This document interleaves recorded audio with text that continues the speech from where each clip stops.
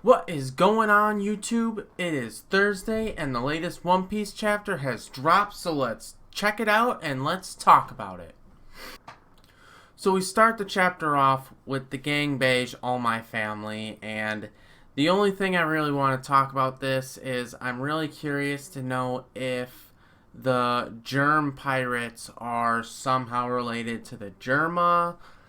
I don't know if they would be. That's a stretch. I was looking at them for a while, and other than the girl looking kind of like Reiju, I couldn't really see any similarities.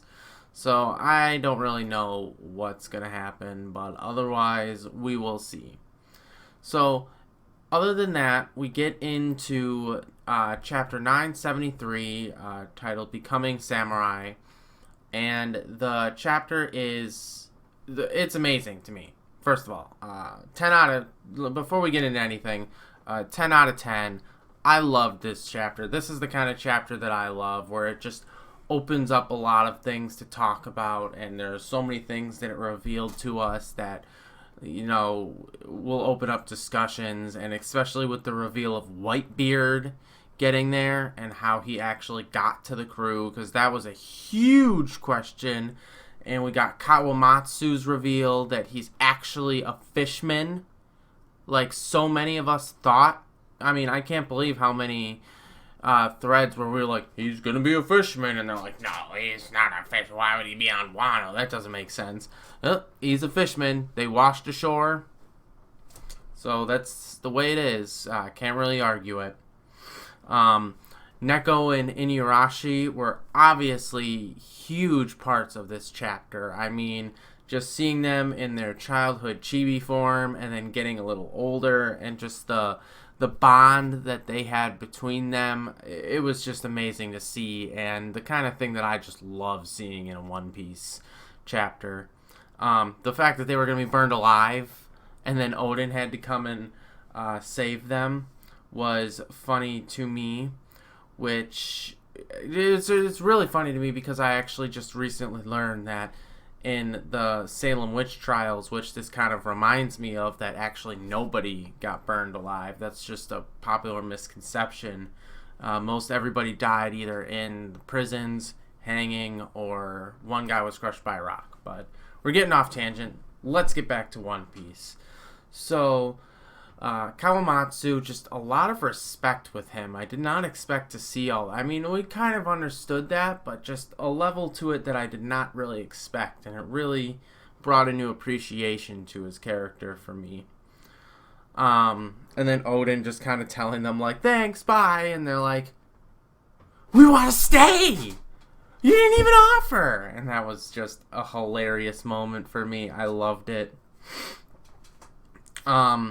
And then we get into what I thought was really interesting with this chapter, which is we get into the flashback of the previous flashback that we had with Yasui earlier, where we see all of the people are going to try to go rob him because they need money, because Oden's talking about how he's broke and he's got no money. So they're like, well, let's just go rob Yasui. His place is doing great. And it leads into a really big discussion that I keep having, which is, why does Yasui care so much? They haven't really explained that. Are they actually family? Is Yasui indebted to him somehow? Is he indebted to his family? Is he just really impressed by Oden?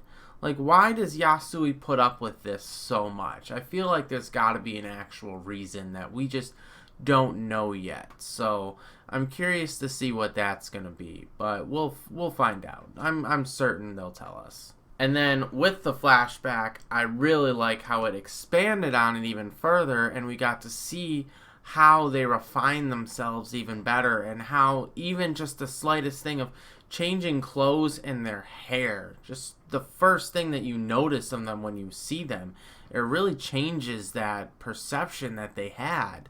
And then they're studying, so they're learning all this stuff, so they're not becoming delinquents anymore. And it shows the level of dedication and love that they have to Oden. And it's world building in the show that I love. And these are the kinds of things that really make chapters amazing to me. And then we get the craziest revelation of the chapter, I think, that there actually was. The mountain boar is still alive. It is literally sewn and patched up. Like where Oden just sliced them right down the center. And it looks like they just took the pieces and went and then sewed them back together. And he was like, okay, I'm good now. And it looks like even his kid has gotten bigger. So over the time frame that we went through, because we skipped forward another 3 years, the kid's gotten even bigger. And the dad is healed, and they even use it to ride in on the procession. So that's just hilarious to me, and it's just really comes to show that it's probably going to come back, which is what everybody's saying, that somehow, somewhere, the mountain boar is going to come back. Maybe Luffy's going to ride it into battle because Oden rode it on the procession. And speaking of that, before I forget, there's actually one moment that made me really, really upset in it, and let me go find it actually quickly. It was a quote that Oden said in the middle of the chapter while he was feeding everybody. Here it is. Wahaha, hey cat. Oden would not be Oden if it's not boiled and eaten hot. Which just makes me even more sad when I read that, because you go back to think about it and you think about how he was boiled alive. And I mean, it's even coming to the question of, did they eat him? Did they eat Oden?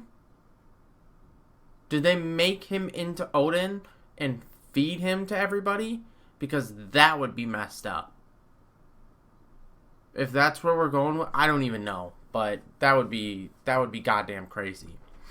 Another thing that made me interested, or caught my interest in this chapter, was when they were talking about how Oden keeps lending money to Orochi. And the first thing I thought of when I saw this was, is he saving the money to pay Kaido? Like, that's what I think is happening. I think Orochi is saving all of this money each time he steals from somebody, and he's saving it and compiling it, and he's going to pay Kaido to come in and take over. And that's how he convinced Kaido to do this, was, hey, come in, like, I'll pay you all this money and you can take over. Maybe do a new runner like Kaido. It sounded like a good idea. Maybe he offered him a dragon devil fruit.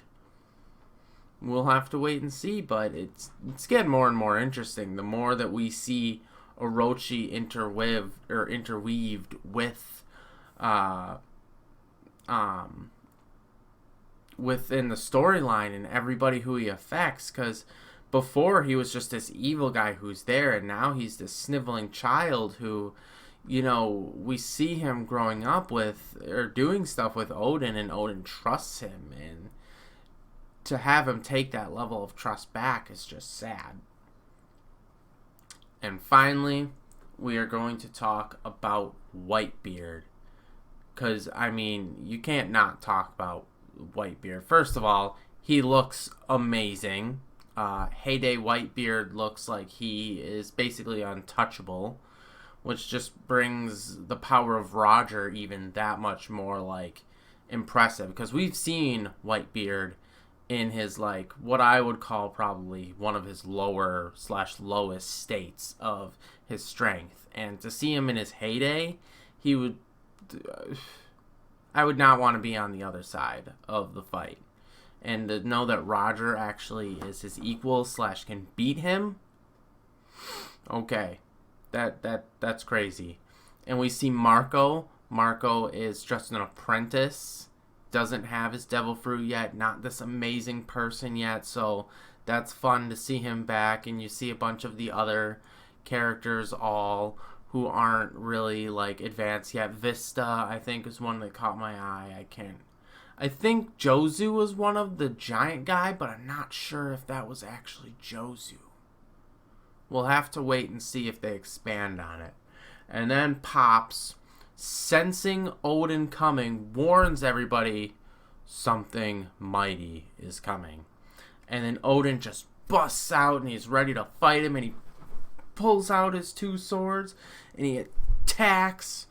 And this may be disputed, but I'm almost certain that if it wasn't a blast of haki when they hit each other, like what happens when Luffy clashes with like Dofi, or when he clashed with Don Chinzhou, I think Pops tried to launch a blast of haki and it did nothing, and Oden just kind of laughed at it if it wasn't there clashing when they hit their swords, because I assume Oden can use Conqueror's haki.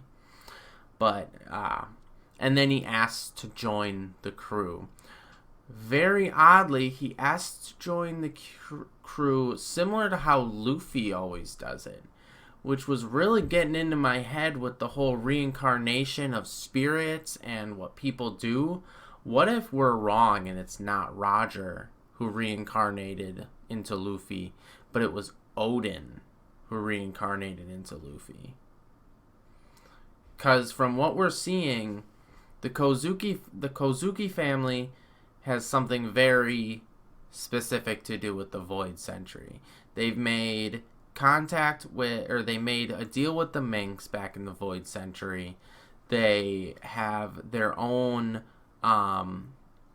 they made the poneglyphs, so I mean that alone, just adds that huge level to it. But then they closed off their borders. The Kozukis play a major role in this somewhere. Like, was Wano the actual old kingdom? I don't think so, but we'll have to wait and see, because it's going to be crazy. There's going to be a huge revelation somewhere. And I can't wait, especially if we only have 5 years left. I can't wait to see what it is. Because, things got to get trucking along if we're going to finish that quickly. But we'll see what Oda does, and we'll see. No break next week. Thank God. This week felt long enough, and there wasn't even a break. So, we'll see. Hopefully we're still in flashback next week. I'm assuming we're going to stay in flashback until we meet Roger. And then he's going to join Roger, and then we're going to jump back forward. I don't think we're going to see the death. I don't think we're going to see the betrayal of Oden by Orochi. I forgot his name for a second because I hate him. So I don't think we're going to see Orochi betray him yet, because I think that's going to be when they're actually clashing and things can get a little more emotional, especially because I think this is our 3rd chapter in it's either our 3rd or 4th chapter in flashback.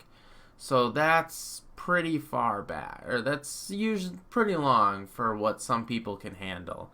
Personally, I could take as many as, just keep piling them on. We could do 10 more chapters of this. I don't care. I don't mind not going back. I love the backstory. The more backstory, the better. I really wish they would have even gone more into Nolan's backstory. And I think that was like an 8-chapter backstory just between Nolan and Kagura. But anyways, that's everything I wanted to talk about today. I did a little different style format of how I was doing the review. Just testing different things, seeing what kind of styles I like. As I always am going to try to say, watch the official release and support the official release on Viz and on whatever you watch the anime on. I haven't watched it in so long that I don't even remember anymore. But please always support the official release. I read the official release every single week because the wording is always different from the scanlations. There's always something different, and it changes how I take that whole chapter or how I take the whole delivering of the sentence, and it does matter. It does. For people like me and people like other people who like to make theory videos and like to actually really guess and talk about it, it does matter because it's a big thing to us. that even the slightest word can change that much. And I really hope that, just everybody else loves this as much as I do, because I love One Piece. It's my favorite manga. I mean, it's my favorite. Actually, no, I can't even say it's my favorite anime anymore. It got knocked out as my favorite anime, but it's still my favorite manga. That's hands down. It would be hard to beat it. But anyways, I'm rambling on again. Thanks for watching this video. If you stuck around with me to the end, I'm trying to get better with my videos. I know I'm still not uploading at the times that I've promised. I'm trying. My kids are hitting a lot of milestones right now. My oldest, we're potty training and everything, and he is just a handful to deal with that. So, but I'm trying, and I'm going to get better, I promise, and I will hopefully see you next week. Have a great day. Bye.